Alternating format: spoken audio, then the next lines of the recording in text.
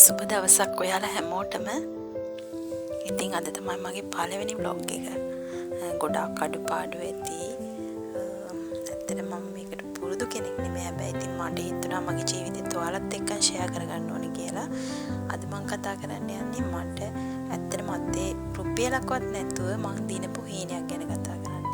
මං හිතනවා ඔයාලටත් ඒක කෙලොක් මොටිවේෂන් එකක් කියලා. ඒක නිසාමයි මම මේ ගැන කියන්න හිතුවේ. මම ලොකු ආසාවක් තිබ්බා මහන්න මට මැෂින් එකක් මුකුත් තිබ්බේ නෑ. දවසක් මම ඒකත් වෙන කෙනෙක් මහනවා දැකලා තමයි මම මේ මැෂින් එකට ආස හිතුනේ. හැබැයි මම කවදාවත් මැෂින් එකක් අල්ලලාවත් නැත ගාලවත් මහලවත් කිසිම දෙයක් තිබුණේ නෑ.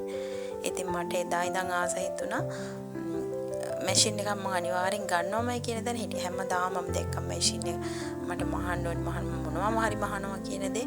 හැබැයි කවදාවත් ඉතින් මැෂින් එකක් අල්ලලාවත් මම කොහොමද මහන්නේ කියන්නේ. ඔන්න ඉතින් මම ඔන්න ඔය වගේ ලස්සන මැෂින් එකක් ගත්තා.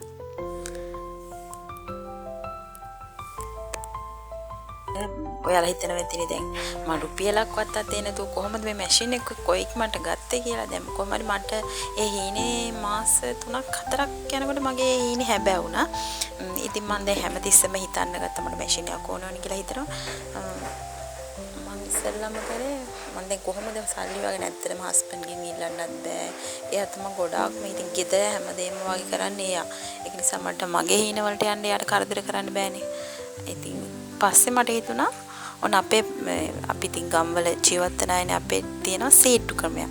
සීට්ටු දාපුවාම පළවෙනි සීට්ටුව දාන කෙනාට තමයි පළවෙනි සීට්ටුව හම්බ වෙන්නේ. ඒ කියන්නේ දැන් මට අතේ රුපියලක්වත් නැහැ. හැබැයි ඉතින් දැන් මම සීට්ටුවකුත් දැම්මා. සීට්ටුව කොහොම හරි මම රුපියල් 2000 සීට්ටුවක් දැම්මේ. අපේ හිටියා 16 දෙනෙක්.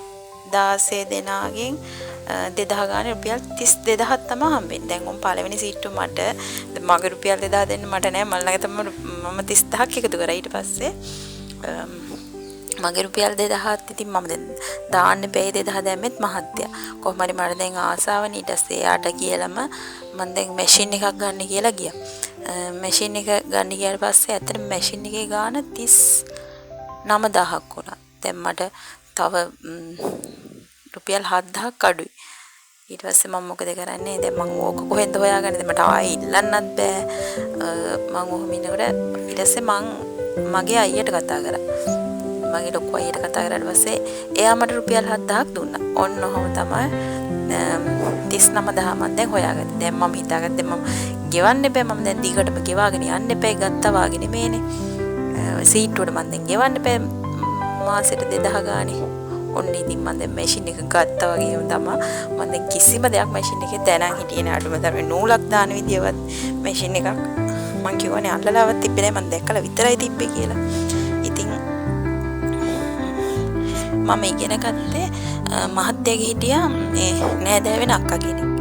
එයා තමයි දැන් මට මැෂින් එක කියලා දුන්නේ. මුල් දවස් 2ක් 3ක් විතර මට මැෂින් එක කියලා දුන්නාට පස්සේ මට දැන් සාමාන්‍ය නූලක් මහ ගන්න.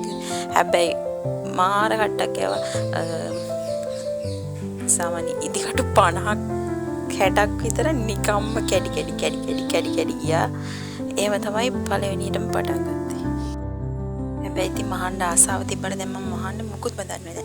අනුම තරමේ චෝටි රෙදි කෑල්ලක්වත් මහ ගන්න මම දැනන් හිටියේ නැහැ. හැබැයි මම ටික පුරුදුනා. ඒ පුරුදුනාට ඉතින් මම ඔෆිෂියල් දැන් කාට හරි දෙයක් මහලා දෙන්න අඩුම තරමින් පාපිස්සක්වත් මහ ගන්න මම දැනන් හිටියේ නැහැ. මට මතකයි මම ඉස්සෙල්ලම මැහුවේ ගෙදර තිබ්බ කලිසම් කෑල්ලක් අරගෙන කපලා ඒ වගේම මගේ තිබ්බ පරණ ටී-ෂර්ට් එකක් අරන් කපලා ඒකෙන් තමයි පාපිස්සක් මැහුවේ. ඒකත් ආරෙහෙන් මෙහෙන් ඇද වෙලා දැන් කොහොම ටික කොහොම හරි නූල යවලා කොහොම හරි දැම්මම මහන්න චුට්ට දානවා. හැබැයි දැන් මම ඊළඟ මාසෙ වෙනකොට මම ආයෙ රුපියල් 2000ක් හොයන්න ඕනේ. දැන් මට හොයන්න තරම් මම ඉතින් එහෙම මැෂින් එකවත් හරියට දන්නේ නැතු මම හොයන්න දන්නේ කොහොම හරි ඉතින් දැන් ක්ලාස් එකට යන්න එහෙම මල්ලා ගතේ සල්ලිත් නෑනේ. මං කොහොමද මන් දැන් රුපියලක්වත් නැතුවනේ මේක ගත්තා කිව්වේ. ඒ වගේ ඉතින් මට ක්ලාස් එකට යන්න සල්ලි තිබෙත් නෑ. මහත්තයාට කරදර කරන්නත් බෑ. දැන් අයියත් උදව් කරා අයියට කරදර කරන්නත් බෑ. ඉතින් මං දැන් ඊළඟ මාසෙ වෙනකොට මට දැන් බයයි. ඉතර පය දැන් මං කොහොමද මං ඉල්ලන්නේ කොහොමද හැබැයි අනේ ඉතින් මහත්තයා කිසිම දෙයක් කිව්වේ නෑ. එයා තමයි සම්පූර්ණයෙන්ම ඒ මාස ගානම මේව කරලා මැෂින් එකට ගෙව්වේ එයා. ඉතින් මම ඒ මාස ගානෙම කොහොමද මම මාස 5ක් 6ක් මැෂින් එක අරගෙන මාස 5ක් 6ක් විතර යනකොට මම පටන් ගත්තා. මං කිව්වේ මට කියලා දුන්නා කියලා අක්කා කෙනෙක් මැෂින් එක. ඉතින් ඒ අක්කා මට කියලා ඒ අක්කාගෙන් ඉගෙන ගත්තා මధుර දෙල් මහන්න. දැන් මම ක්ලාස් එකකට ගියේ නෑ. එයා මට මතක හැටියට මధుර දෙල් මහන්නත් මං දවස් 2ක් විතර මధుර දෙලක් කපලවත් පෙන්නලවත් නෙමෙයි. නිකන් මහන විදිය කපන විදිය නිකන් කියලා දුන්නා විතරයි. පස්සේ එයාගෙන්ම මං ආයේ එයාම ඇත්තටම එයාට ගොඩාක් ස්තුති කරනවා. එයා හින්දා තමයි මම මේ විදියට දැන් අද වෙනකොට දිනු වෙලා ඉන්නේ මේ විදියට.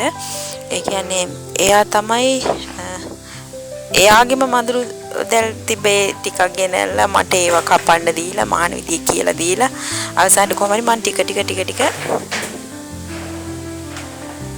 මහන්න පුරුදු වුණා. කියවගෙන ගියානේ. දැන් ඉතින් ඔයාලටත් එපා වෙනවනේ. මේක ගොඩාක් දික් වුණොත් එහෙනම් මොකද මගේ මේක පළවෙනි vlog එක ඔයාලා බලන්න කැමති වෙයිද දන්නෙත් නෑ. ඉතින් ඔයාලගේ අදහස යටින් කමෙන්ට් කරගෙන යන්න. ඊට පස්සේ මම කොහොමද මගේ බිස්නස් එක පටන් ගත්තේ මොනවද ආපු බාධා තව විස්තර ගොඩාක් තියෙනවා. මම ඉස්සරහට ඔයාලට ඒකෙන් vlog එකක් අරන් එන්නම්. ඔයාලගේ අදහස පහලින් කමෙන්ට් කරගෙන යන්න. හැමෝටම බුසන්නයි.